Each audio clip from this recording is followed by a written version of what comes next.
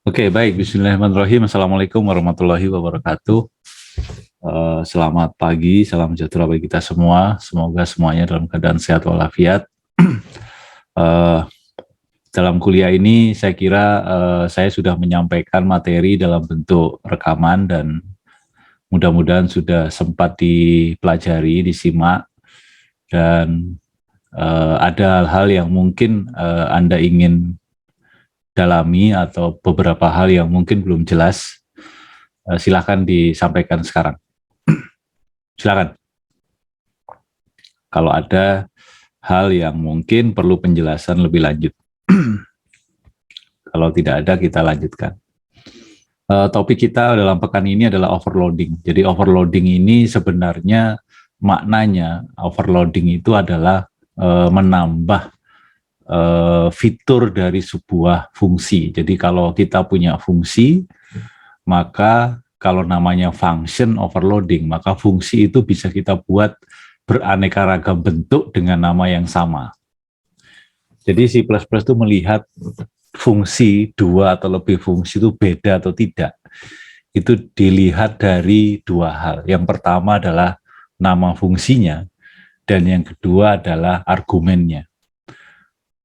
Yang dimaksud argumen di sini bukan nama variabel yang Anda pakai untuk argumen, tapi berapa banyak argumennya atau tipe data dari argumen tersebut.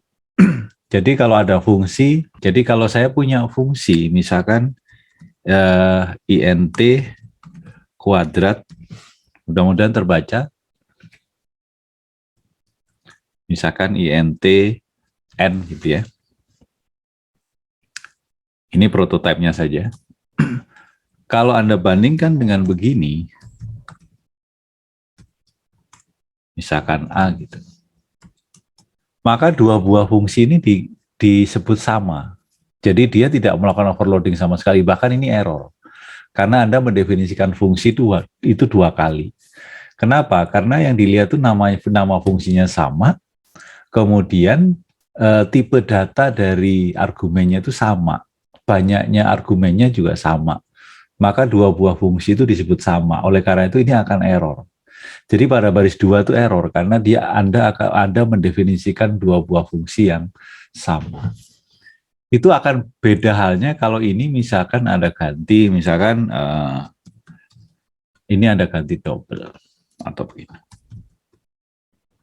Bahkan kalau ini sama seperti ini, maka ini nggak ada masalah. Jadi ini dianggap sebagai dua buah fungsi yang beda. Jadi fungsi yang kedua, kuadrat yang kedua itu mengoverload fungsi kuadrat yang pertama. Ini kenapa dikatakan beda? Walaupun namanya sama, tapi tipe data dari argumennya itu beda. Jadi walaupun ini sama-sama n, tapi karena tipe datanya beda, maka ini dianggap dua buah fungsi yang berbeda. Maka itu adalah prinsip dari overloading. Nah, function overloading ini dalam keseharian kita menggunakan komputer itu sudah banyak dipakai. Makanya muncul ada namanya tipe data varian. Tipe data varian itu adalah sebenarnya sebuah aplikasi yang tidak memperhatikan tipe data. Sebagai contoh, kalau Anda menggunakan Excel, Anda isi bilangan bulat, kemudian Anda jumlahkan dengan menggunakan fungsi yang sama, yaitu sum.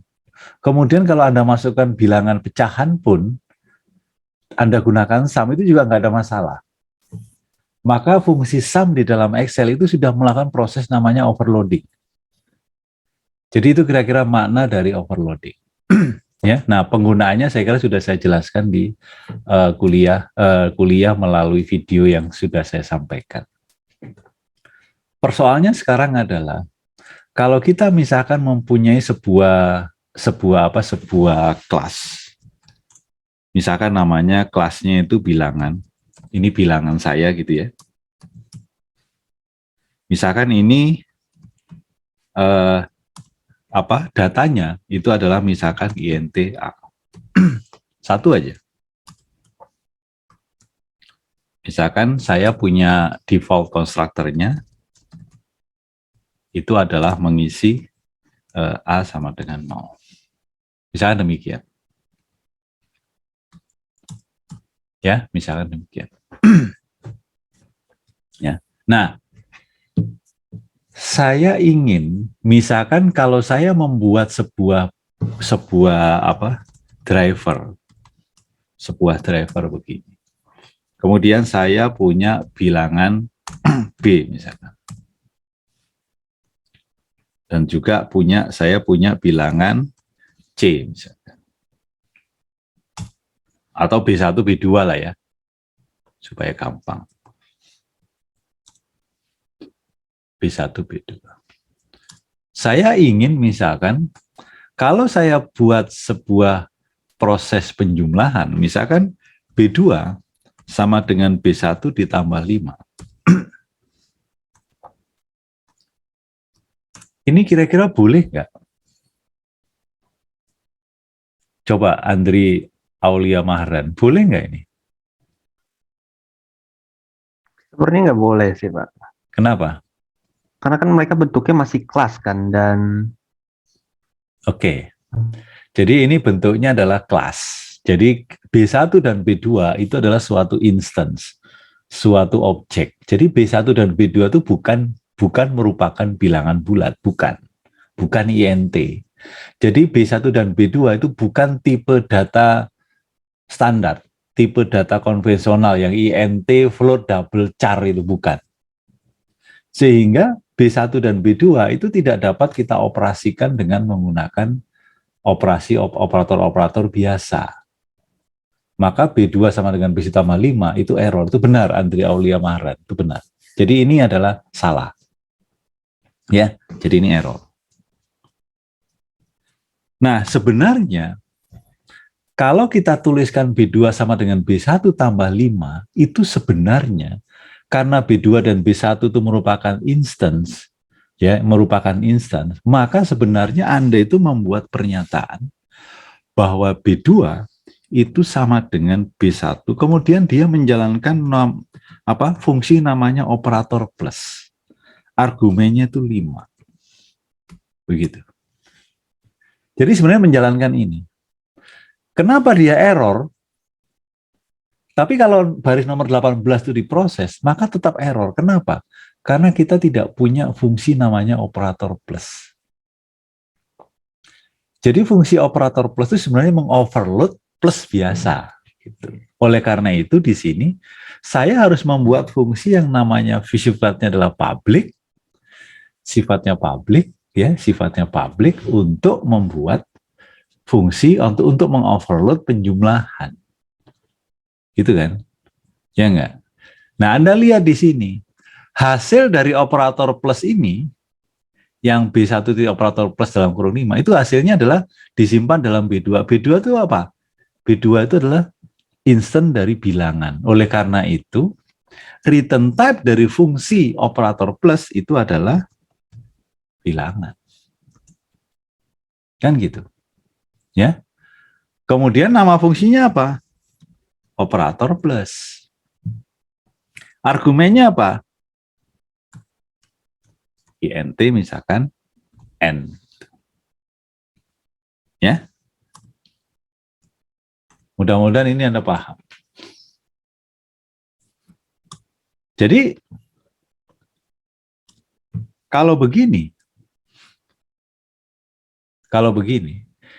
itu berarti kalau saya tulis A, maka A itu miliknya siapa? Kalau saya jalankan B2 sama dengan B1 titik operator plus, maka A itu punyanya siapa? Punyanya B1, Pak. B1. Punyanya B1. Gitu ya? Punyanya B1. Jadi A itu punyanya B1. Sedangkan ini mau kita simpan ke dalam B2 kan. Oleh karena itu saya buat dulu variabel sementara kan. Ya enggak? Saya buat dulu variabel sementara. Misalkan saya buat bilangan katakanlah T gitu. Maka T di dalam T itu ada A yang nilainya 0 kan gitu. Maka T titik A itu sama dengan, jadi kalau saya sebut A itu A-nya miliknya B1 kan. Ya enggak? Maka A itu akan saya tambah dengan N. N itu adalah nilai argumen N yang menerima angka 5. Gitu. Itu yang menerima angka 5. Paham ya? Oleh karena itu sekarang nilai pengembaliannya adalah return T. Demikian. Sampai sini ada yang mau tanya? Pak, saya masih kurang paham yang T titik A itu, Pak. T titik A. Oke. Baik. Jadi gini. Ini kan apa? Kalau saya sebut bilangan B1, ya enggak? Itu kan instan dari kelas bilangan kan? Ini tadi siapa yang nanya nih? Faiz, Pak. Siapa? Faiz. Faiz. Ya, Pak. Oke. Jadi kalau saya tuliskan bilangan B1, itu artinya apa? Bahwa B1 itu merupakan instan dari bilangan. Ya enggak? Atau kalau Anda tulis int X misalkan, maka X itu tipe datanya kan int. Kalau saya tulis bilangan B1, berarti B1 itu tipenya kan bilangan. Atau instannya kan bilangan. Ya enggak? Oke, nah. Iya, Pak. Di dalam bilangan atau kelas bilangan, itu elemennya apa saja?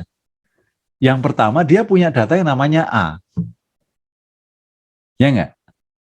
Jadi kalau di sini misalkan, saya tulis B1 titik A, misalkan saya cout gitu. B1 titik A. Itu kan berarti saya itu akan saya itu mengambil elemen A atau nilai A dari instan B1 kan. Ya enggak? Tapi ini pasti error. Kenapa? Karena A-nya itu private, nggak boleh Anda ambil dari luar kelas. Gitu kan? Ya enggak? Tapi kalau di sini bilangan T titik A sama dengan A tambah N, T titik A itu berarti adalah saya membuat sebuah instant T sementara yang isinya itu adalah A, ya enggak? Di mana nanti itu saya jumlahkan antara A miliknya B1 dengan argumen angka 5. Kan gitu. Jadi ini error ya, nggak bisa. Jadi ini berarti ini variabel sementara atau instan sementara. Kan gitu. Baru kemudian, karena apa? Karena return type-nya ini itu bilangan. Gitu. Bilangan. Jadi kalau Anda tulis misalkan, ini misalkan ya, ini misalkan aja. Anda tulis return, misalnya gitu, A ditambah N gitu saja.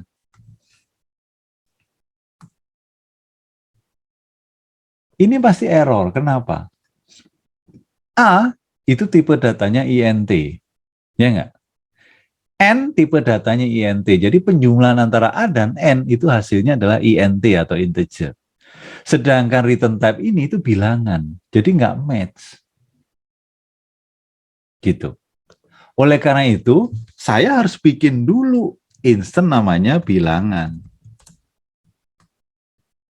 Kemudian saya hitung dulu bahwa T titik A itu akan saya isi dengan A ditambah N. Baru kemudian ini return T. Gitu. Itu ya. Nggak pakai kurung, nggak usah apa-apa.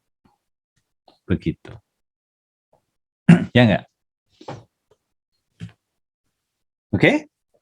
Nah, sekarang misalkan di sini ada B3. Misalkan. Saya ingin mengoperasikan antara B1 sama dengan B2 ditambah B3. Misalkan. Ya, misalkan. Oke, ini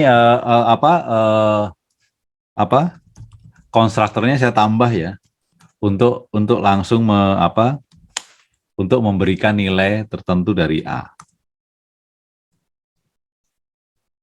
Oke. Jadi ini misalkan bilangan B1-nya itu saya isi A-nya itu 3. Terus B2-nya saya isi dengan 5. Boleh aja kan? Terus B3-nya nggak ada, berarti B3-nya 0 kan gitu. Kalau saya buat misalkan B3 sama dengan B1 ditambah B2. Ini nurut Sekar Daru error atau enggak ini? Kalau menurutnya dari video yang Bapak sebelumnya nggak error kalau nggak salah. Nggak error? Nggak error. Oke, nggak error ya. Nah, jadi B3 sama dengan B1 tambah B2 itu sebenarnya di dalam C++ dia itu menjalankan apa? B3 sama dengan B1 titik operator plus dalam kurung B2. Argumennya itu B2. B2 itu tipe datanya apa, Sekar Daru? Bilangan. Bilangan. Oke, bilangan. Nama fungsinya kan operator plus. Ya enggak? Sekarang kita cek. Adakah fungsi operator plus dengan argumen bilangan? Di sini. Ada nggak, Sekar Daru? Ada nggak di sini? Ada, Pak. Mana? Yang itu bilangan T. Ini INT. Oh, enggak ada, Pak. Nggak ada. Maka baris 28 maupun baris 29 itu error. Jadi ini juga error. Ini error. Ini error. Kenapa? Karena belum ada. Tapi kalau yang ini kan berarti sudah benar kan? Karena sudah ada toh. Ya enggak? Karena sudah ada. Jadi ini sudah ada. Tapi yang baris 27 itu error. Kenapa? Karena tidak ada fungsi operator plus dengan argumen bilangan. Maka dari itu kita harus buat. Supaya itu bisa overloading dengan penjumlahan sesama instant atau sesama kelas bilangan. Suatu instant bilangan saya jumlahkan dengan instant bilangan, maka hasilnya adalah instant bilangan juga kan? Ya enggak? Maka dari itu return type-nya bilangan. Nama fungsinya operator plus sama. Kemudian ini adalah bilangan T. Jangan bilangan T ya, misalkan apa? Bilangan B misalkan, nggak apa-apa. Sama seperti tadi, saya harus membuat sebuah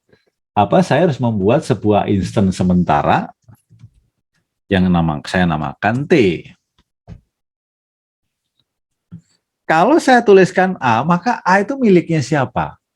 Kalau saya jalankan fungsi B1 titik operator plus B2. Jadi kalau saya tuliskan A itu miliknya siapa? Daniel Ardi. B1 bukan, Pak? Miliknya B1.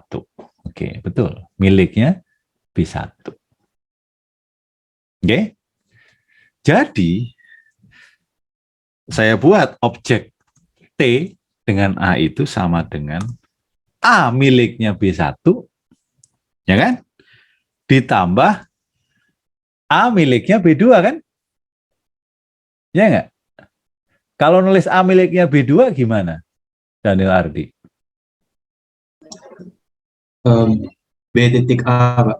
B titik A. Kenapa B titik A? Karena B2 itu diterima oleh B. Sehingga nanti di sini adalah return T. Tuh. Ya enggak? Jadi Anda harus paham ya tentang operator overloading itu mana yang diambil dan mana yang tidak. Baik. Oke ya. Nah, pertanyaannya sekarang, kadang-kadang di dalam operator plus maupun operator aritmatika yang lain, itu biasanya kita menuliskannya itu sederet operator yang kita tulis jadi satu. Jadi misalkan B1 ditambah 5 ditambah 10 misalkan. Ya kan? Kalau begini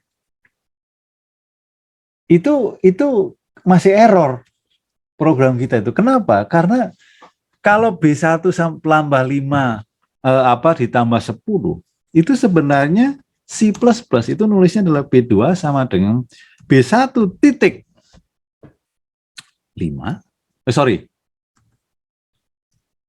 Operator plus 5 ya. Kemudian titik operator plus 10. Itu harusnya yang ditulis oleh dia. Yang ditulis oleh C++. Ini akan error. Kenapa? Karena B1 titik operator plus 5 ya, itu hasilnya kan bilangan. Ya kan? Tapi bilangan itu adalah nilainya, bukan alamatnya. Oleh karena itu ini nggak bisa. Supaya bisa, bagaimana caranya? Maka biasanya orang menggunakan operator namanya operator referensi. Jadi return type-nya itu bukan bilangan saja, tapi bilangan ditambah dengan dan. Ya. Jadi kalau bilangan ditambah dengan dan itu artinya dia bisa hasilnya itu adalah referensinya atau alamat memorinya. Sehingga return-nya adalah bukan return T tapi return bintang T, return bintang T. Ya. Jadi kalau ini Anda gunakan bilangan dan, maka ini return-nya adalah return bintang T. Paham ya? Paham ya? Oke. Jadi itu adalah operator. Jadi kalau Anda gunakan seperti ini, maka Anda bisa nulis begini. Misalkan begini, itu nggak apa-apa, itu nggak error gitu. Itu nggak error. Ya. Kalau kita sudah menggunakan operator referensi. Oke. Itu hal yang mungkin saya tambahkan terkait dengan topik operator overloading. Terakhir itu adalah bagaimana kalau operatornya itu operator increment maupun decrement. Anda masih ingat perbedaan antara, misalkan kalau saya mau int A sama dengan 5, kemudian saya cout A++, maka outputnya berapa? Iqbal Alfian. 6 bukan, Mbak? 6. Salah. Anda masih ingat operator plus-plus yang postfix itu nilainya adalah nilai asalnya. Jadi kalau cout A++ itu maka hasilnya adalah 5. Ingat kan? Ini hasilnya 5. Setelah itu kalau saya tulis cout A berapa? Ya ini baru 6. Karena plus-plus itu kan nambah 1. Tapi nilai dari A-nya itu 6, tapi nilai dari A++ ++-nya itu tetap 5. Gitu ya. Itu ingat ini adalah operator postfix. Beda misalkan begini. Nah, ini baru 6. Paham ya? Jadi itu bedanya antara postfix dan prefix increment atau maupun decrement. Nah, sekarang kalau saya ingin membuat misalkan ini saya hapus ya, ini saya hapus. Sudah selesai nih. Saya ingin buat misalkan B1 plus plus.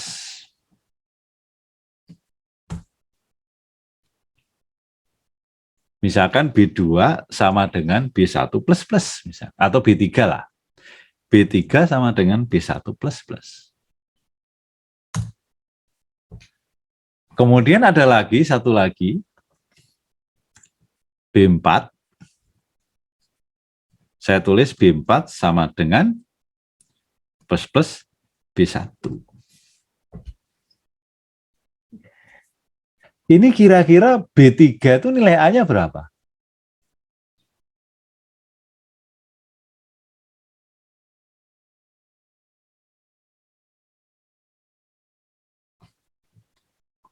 Kalau misalkan di sini ada fungsi namanya print, void print cout A.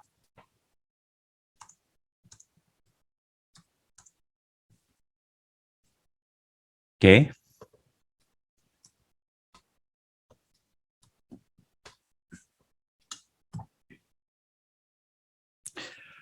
Kalau saya tulis B3 print, kira-kira keluar angka berapa? Seandainya sudah ada fungsi increment B1++. Saya tanya, Muhammad Mumtaz Sako. Muhammad Mumtaz Sako, tidur dia. Sako, Muhammad Mumtaz. Bapak, Ya. Kalau saya tulis bilangan B1 dalam kurung 3, maka B1 itu nilai A-nya berapa?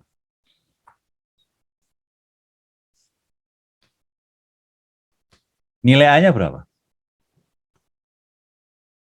3 Pak. 3. Oke. Jadi kalau B3 sama dengan B1++, maka kalau saya tulis B3 titik print, harusnya keluar angka berapa?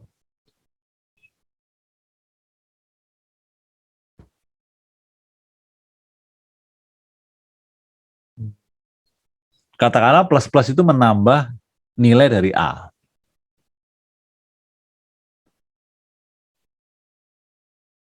Jadi nilai A di dalam instant B3 berapa? 3 Pak. 3. Oke.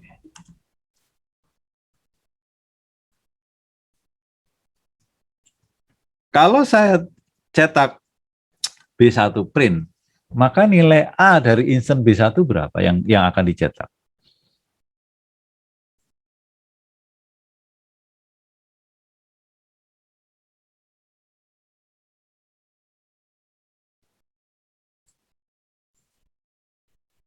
Plus-plus itu ngapain sih?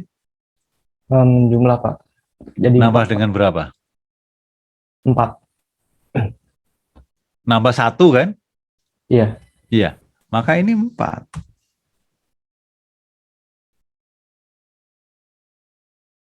Paham ya? Oke. Nah sekarang kita lihat. Berarti B1, instant B1 nilai A-nya adalah 4. Sekarang saya berikan operasi B4 sama dengan plus-plus B2 aja lah. Misalnya B2. Kalau saya tulis B4 titik print, maka yang dicetak itulah instant dari A kan? Atau nilai A dari instant B4 kan? Itu berapa? 6 Pak. 6. Karena B2 itu kan instant, elemen A-nya kan 5.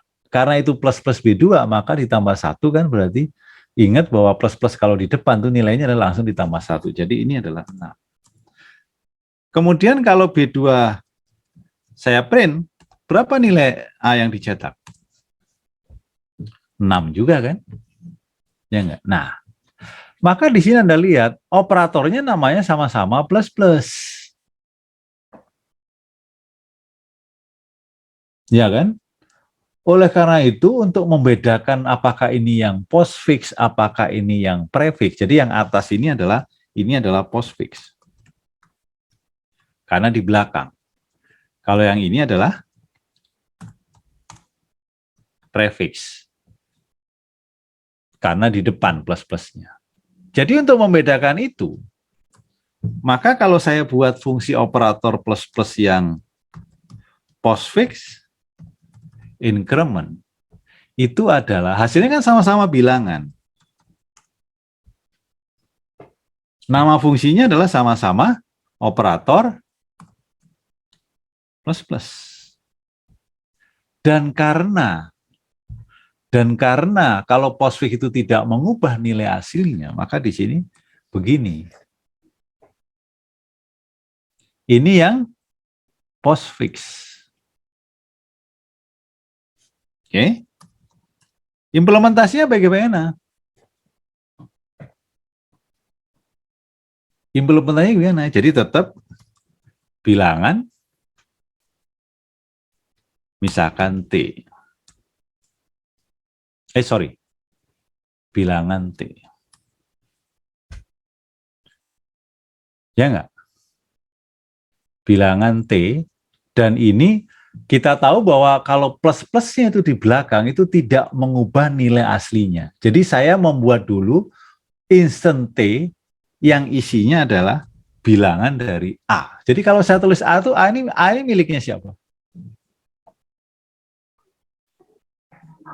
Yang setelah ini berarti, setelah fungsinya berjalan. Enggak, Atau sebelumnya? kalau saya manggilnya baris 39,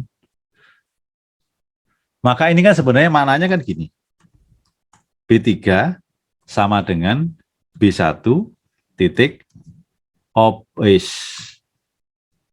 operator plus plus. Gini kan? Ya enggak? Jadi kalau saya tulis A itu, maka A itu punyanya siapa? B1 berarti. B1. Ini siapa yang jawabnya? Adri, Pak. Adri, oke Adri. Jadi ini adalah A itu punyanya B1. Jadi saya simpen dulu B1 itu ke sini. Gitu. Ya enggak? Maka kemudian kalau A-nya itu saya tambah 1, maka yang saya tambah 1 itu punyanya siapa?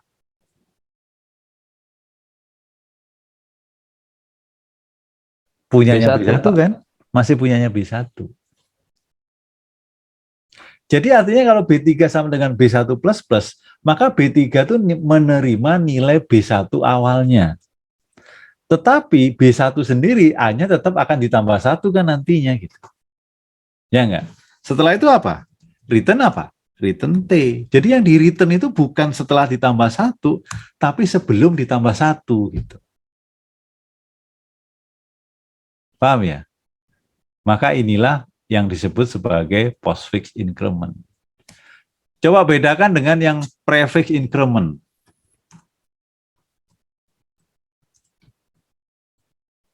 Prefix increment. Sama.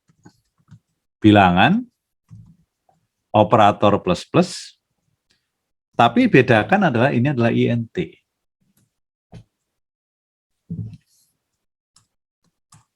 Gitu. Itu adalah INT. Ya. Jadi ini adalah membedakan antara postfix dan prefix. Kalau prefix tetap bilangan T. Ya. Bilangan T terus apa?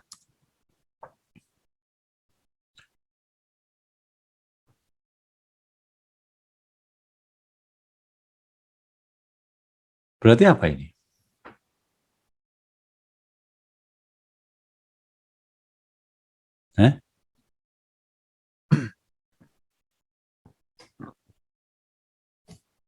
T titik A sama dengan A plus plus berarti. plus plus Plus A, plus A. karena A-nya nanti akan ditambah 1 juga. Kan gitu. Ya enggak? Ditambah 1 juga. Setelah itu return T. Ini beda. Jadi yang di return itu adalah nilai A setelah ditambah. Tapi kalau yang di atas, yang di return itu adalah nilai A sebelum ditambah. Paham ya? Jadi memang ini perlu direnungkan dengan baik-baik. Oke, ya. Oke. Itu kira-kira penjelasan tambahan untuk operator overloading. Ya. Nah, sekarang saya akan menyampaikan yang waktu itu di latihan kuliah. Mungkin nanti ini implementasinya pada saat praktikum nanti. Tapi saya jelaskan sekarang. Soalnya adalah seperti ini. Ya.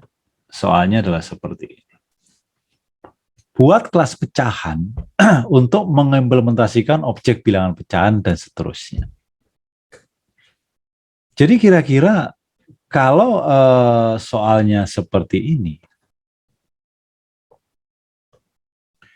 kira-kira bayangan Anda kalau Anda membuat kelas, itu datanya apa saja? Coba saya tanya ke siapa ini? Ke Afikah Nur Amalia. Mana Afikah Nur Amalia? Hadir, Pak. Mana wajahnya? Oke, ya. Kira-kira objeknya apa aja nih? Maaf, bukan objeknya, tapi elemen dari kelas yang Anda akan buat itu apa aja?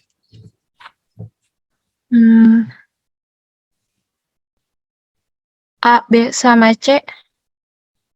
A, B, sama C. Tipe datanya apa? Integer. INT semua. Jadi itu Anda buat akses apa namanya? Aksesnya apa aja? Private, public, ataukah protected? Private, Pak. Private.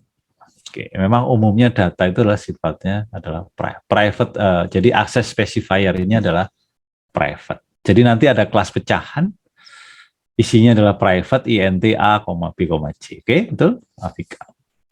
Nah, kemudian di sini kalau kita pelajari itu ada inisialisasi. Jadi sekarang kita lanjutkan. Jadi nanti dalam ujian itu Anda itu diminta membuat kelas dengan soalnya seperti ini. Buat kelas begini. Jadi Anda itu hanya membuat kelasnya saja. Anda itu tidak membuat drivernya. Jadi kalau soalnya seperti ini, Anda itu hanya diminta membuat kelasnya saja. Oke? Baik. Nah, sekarang ini, pernyataan bahwa inisialisasi objek yang memiliki nilai A dan pembilang 0 dan penyebut bernilai 1. Itu kira-kira yang dibuat itu apa? Saya tanya ke siapa ini?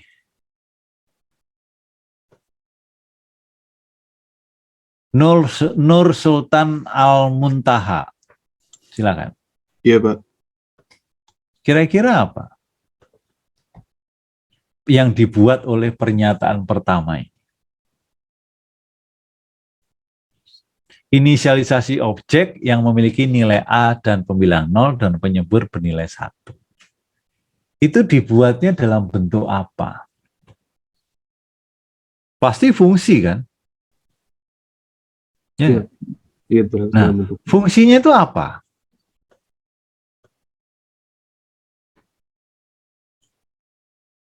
Fungsi itu kan ada yang disebut mutator, ada yang disebut asesor, ada yang disebut sebagai konstruktor.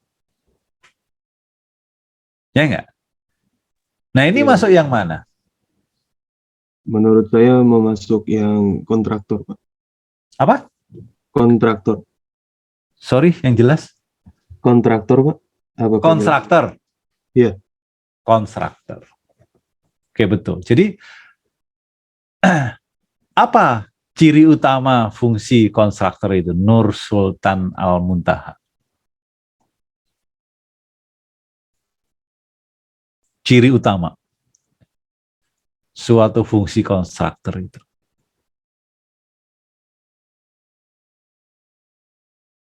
Ya. Salah satu ciri utama itu membuat atau menginisiasi objek, Pak. Enggak, cirinya. Kalau Anda lihat, oh ini fungsi konstruktor nih, gitu. Oh ini bukan, gitu. Dari mana Anda lihat?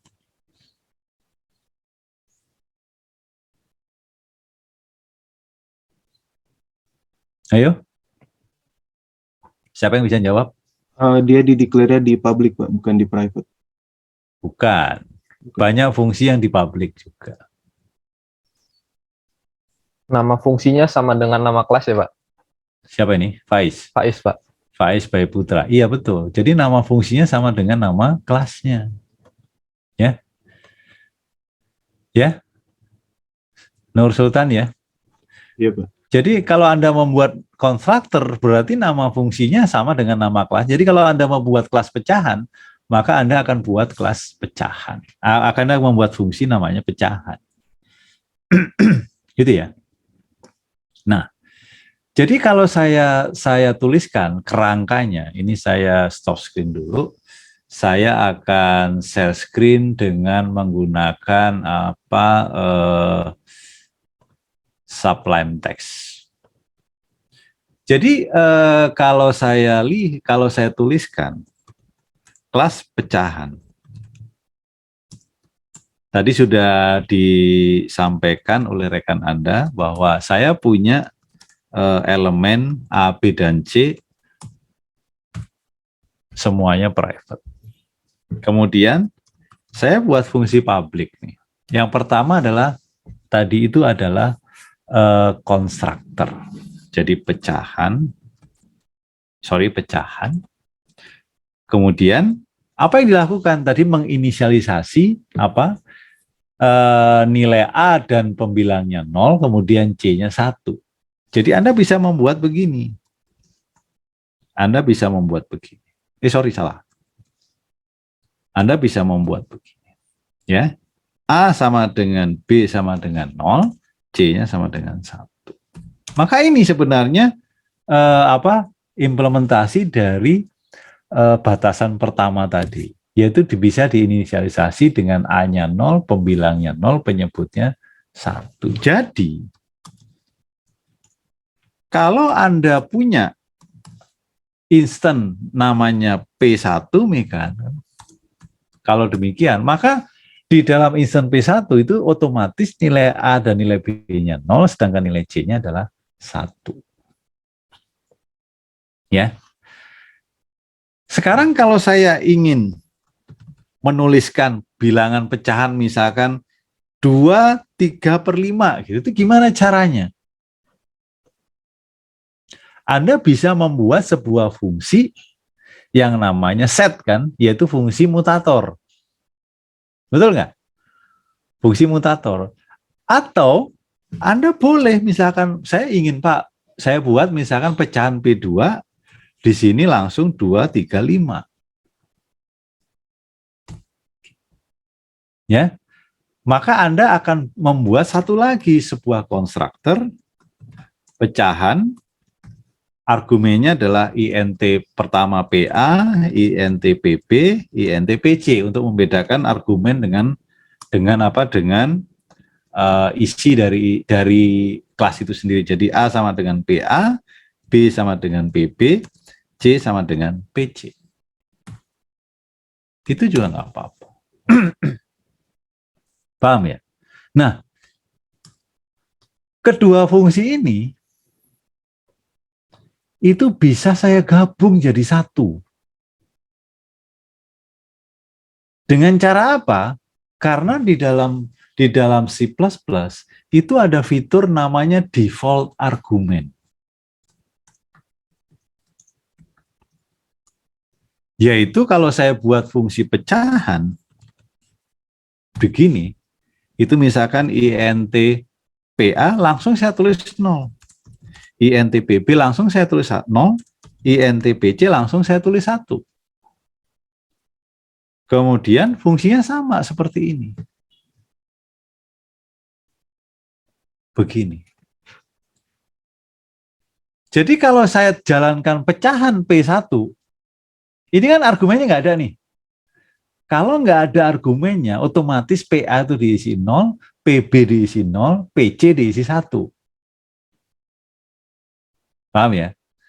Kalau saya jalankan pecahan P2 2/3/5, maka otomatis PA itu 2, PB itu 3, PC 5.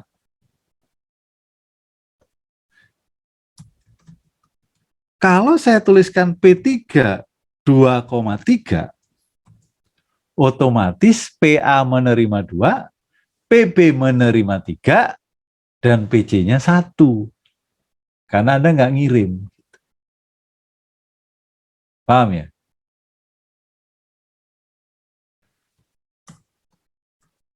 Misalkan pecahan P4 2, otomatis maka PA-nya menerima 2, PB-nya 0, PJ-nya 1 karena Anda nggak ngirim. Gitu. Jadi ini namanya default argument. Sehingga fungsi yang 2 ini, yang tadi 2 di atas, itu langsung saya ganti aja cuma 1, begini saja. Gitu. Jadi nggak perlu menuliskan 2 buah fungsi. Tapi kelemahannya, Anda nggak boleh menuliskan begini. P5 misalkan, koma 5 gitu. Itu nggak boleh. Ini error. Jadi nggak bisa menuliskan hanya mengisi PC, tapi PA dan PB-nya default. Itu nggak bisa. Harus urut dari depan ke belakang atau belakang ke depan. Gitu ya. Jadi ini pecahan. Oke. Nanti ini kita akan diskusikan di dalam praktikum ya, bagaimana pemecahannya. Sekarang coba Anda pikirkan dulu programnya seperti apa. Nanti baru kita tanya jawab menyelesaikan soal ini, dan nanti saya tambah 1 soal lagi. Dan Anda sudah mulai pakai grader ya, untuk mengerjakan soal yang ada di grader tentang OOP. Baik, ada pertanyaan lagi terkait dengan topik ini? Baiklah, kalau tidak ada, saya kira topik kuliah kita sudah cukup, yaitu tentang function and operator overloading. Ya. Semakin lama kuliah kita ini semakin sulit. Ya, topik pekan depan itu tentang standar template library. Itu makin sulit lagi, dan semuanya itu selalu membahas terkait dengan fungsi. Jadi kelas fungsi, demikian seterusnya. Oleh karena itu, coba sekarang buka lagi catatan bagaimana kita membuat aneka fungsi dalam program C, sehingga Anda bisa paham nanti berbagai model dari function dalam pemrograman OOP ini, karena ini yang utama. Oke. Baik, saya kira demikian. Kalau memang tidak ada pertanyaan, saya tutup kuliah kita hari ini. Terima kasih. Wassalamualaikum warahmatullahi wabarakatuh.